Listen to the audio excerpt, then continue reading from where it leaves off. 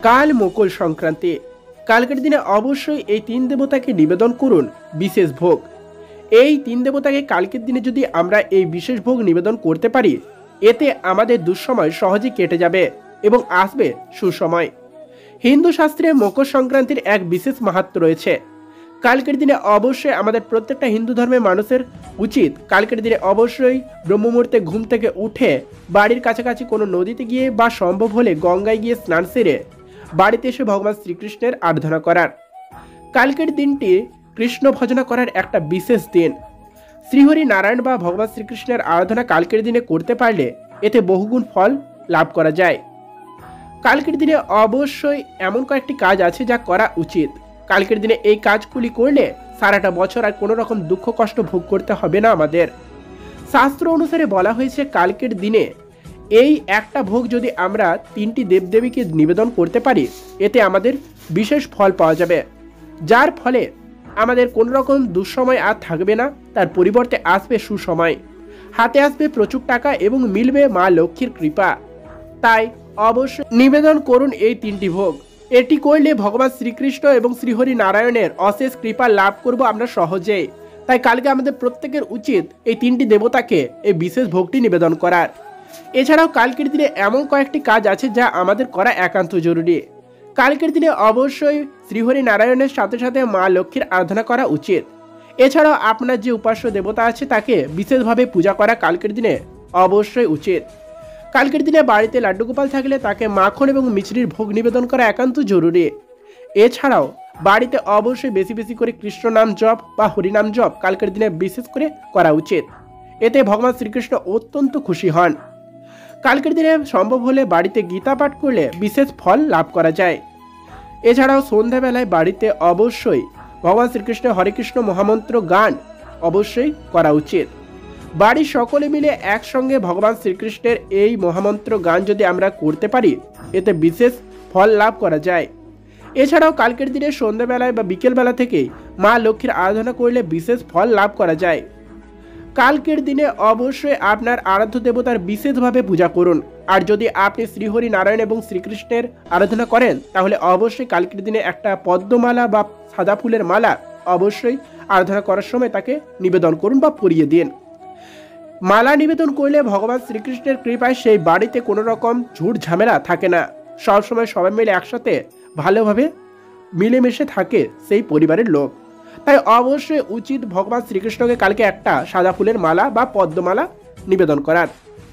কালকের দিনে মা লক্ষ্মীকে অবশ্যই পান পাতা এবং তার সাথে হলুদ, সামান্য সিঁদুর, সামান্য কিছুটা আতপ চাল এবং একটি 16 আনা আর একটা পৈতা সেই পানটিতে নিয়ে মা লক্ষ্মীকে চরণে নিবেদন করার পর সেই পান পাতাটি ঠাকুর ঘরে রেখে দিন। এটি করলে সেই বাড়িতে মা লক্ষ্মী বসবাস করেন, যার ফলে সেই বাড়িতে কোনো রকম অর্থকষ্ট এবং অর্থ সংকট আসে না। সেই বাড়িতে সবসময় সুখ সমৃদ্ধি বজায় থাকে।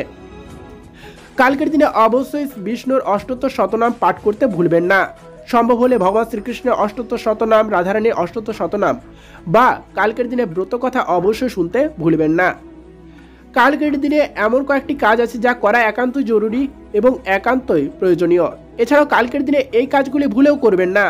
কালকের দিনে যে কাজগুলি করবেন না সেগুলি হলো, কালকের দিনে কোনো রকম ক্ষৌরকর্মের কাজ করবেন না।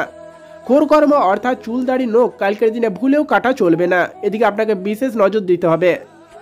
কালকের দিনটি যেহেতু শ্রীকৃষ্ণের দিন, কালকে অবশ্যই আপনারা চেষ্টা করবেন শ্রীকৃষ্ণের আরাধনা করার, কিন্তু কোনো রকম ক্ষৌরকর্ম এবং কোনো রকম পাপ কর্ম থেকে বিরত থাকুন। কালকের দিনে কোনো রকম নেশাদ্রব্য পান করা থেকে বিরত থাকুন নিজেকে। কালকের দিনে কোনো রকম নেশাদ্রব্য পান না করে ভালোভাবে দিন কাটান। পরিবারের সঙ্গে একসঙ্গে সবাই মিলে ভালোভাবে হেসে খেলে থাকার চেষ্টা করুন।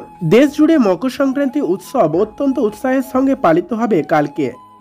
এই দিনে সূর্য দেবতা, যিনি মহাবিশ্বকে আলো এবং শক্তি দান করেন, তিনি ধনু রাশিতে ত্যাগ করে মকর রাশিতে প্রবেশ করবেন। এই দিনে পবিত্র নদীতে স্নান করা এবং তারপর দরিদ্রদের দান করাও অত্যন্ত তাৎপর্যপূর্ণ। এই দিনে খিচুড়ি তৈরি করে দেবতাদের উদ্দেশ্যে উৎসর্গ করা এবং প্রসাদ হিসেবে মানুষের মধ্যে বিতরণ করার অত্যন্ত শুভ বলে বিবেচিত করা হয়। বলা হয় যে এটি করলে জীবনে সুখ এবং সমৃদ্ধি বৃদ্ধি পায়। এবার মকর সংক্রান্তি পালিত হচ্ছে 14 জানুয়ারি অর্থাৎ কাল 2025 তারিখে। জ্যোতিষীদের মতে মকর সংক্রান্তিতে 3 দেবতার উদ্দেশ্যে খিচুড়ি নিবেদন করা উচিত। এটি করলে যে কোনো ব্যক্তির ভাগ্য পরিবর্তন হতে পারে। আসুন জেনে নিই সেই 3 দেবতা কারা, যাদের মকর সংক্রান্তিতে খিচুড়ি নিবেদন করা বিশেষ শুভ বলে মনে করা হয়। জ্যোতিষশাস্ত্র অনুসারে খিচুড়ি ভগবান শ্রী বিষ্ণুর অত্যন্ত প্রিয় বলে মনে করা হয়। মকর সংক্রান্তিতে পুজোর পরে খিচুড়ি তৈরি করুন এবং প্রথমে এটি ভগবান শ্রী বিষ্ণুর উদ্দেশ্যে নিবেদন করুন। কথিত আছে যে এটি করলে সম্পূর্ণ পরিবার ভগবান শ্রীহরির আশীর্বাদ লাভ করে এবং গুরুদোষের প্রভাব হ্রাস পায়। এই সমাধানের মাধ্যমে জীবনে অগ্রগতির নতুন পথ উন্মোচিত হতে শুরু করে। শনিদেবকে বিচারকের দেবতা বলে মনে করা হয়। যিনি ব্যক্তির কর্ম দেখে বিচার করেন তিনি সম্পূর্ণ নিরপেক্ষ থাকেন এবং কোনো ছাড় দেন না। জ্যোতিষীদের মতে মকর সংক্রান্তিতে শনিদেবকে খিচুড়ি নিবেদন করলে তিনি অত্যন্ত সন্তুষ্ট হন এবং সমস্ত সমস্যা খুব সহজেই দূর করে দেন। এটি অগ্রগতির নতুন দ্বারও উন্মোচন করে। সূর্য দেবতা হলেন সেই দেবতা যিনি মহাবিশ্বে শক্তি এবং আলো ছড়িয়ে দেন। তাদের গোচর জীবনে সুখ, সমৃদ্ধি এবং মঙ্গল বয়ে আনে। এমন পরিস্থিতিতে সবাই তাকে প্রসন্ন করার জন্য ক্রমাগত চেষ্টা করে। কথিত আছে যে মকর সংক্রান্তির দিন স্নান ও দান করার পর সূর্যদেবকে খিচুড়ি নিবেদন করলে তিনি অত্যন্ত খুশি হন। এই কাজের মাধ্যমে কুণ্ডলিতে সূর্য দেবতার অবস্থান শক্তিশালী হয়, যা উপকারী হয় জীবনে এগিয়ে যাওয়ার জন্য। তো বন্ধুরা, এই ছিল 3 দেবতা যাদের কালকের দিনে খিচুড়ি ভোগ অবশ্যই নিবেদন করা একান্ত জরুরি। তো বন্ধুরা, আজকের ভিডিওটা এই পর্যন্তই। আশা করছি আপনাদের আজকের ভিডিওটা একটু হলেও ভালো লেগেছে।